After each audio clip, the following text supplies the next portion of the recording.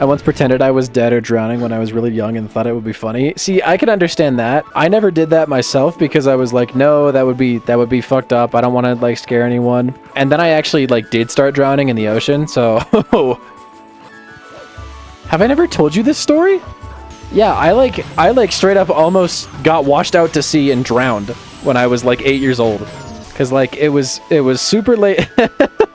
It was like super late in the day. We were at the beach and I didn't want to go home because I was an 8-year-old with a lot of energy. And I loved swimming because, you know, I grew up in Arizona. It was one of my favorite things to do. So naturally, you know, I, an uneducated 8-year-old, thought it would be an excellent idea to just go out into the ocean myself at like worryingly high tide, not knowing what the hell a rip current was. So I go out there and I end up getting like basically dragged pretty much all the way to like the right end of the beach because that's the way the rip current's going.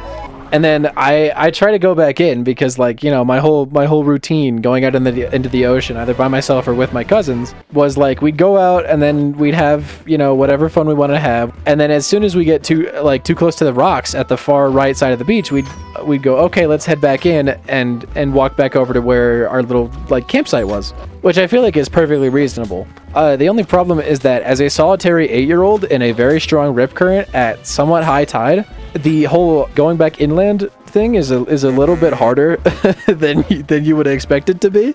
And so you just see this very small child just fighting for their goddamn life. If this story wasn't so long, it would make an excellent clip. Maybe I'll turn it into like a YouTube short or something.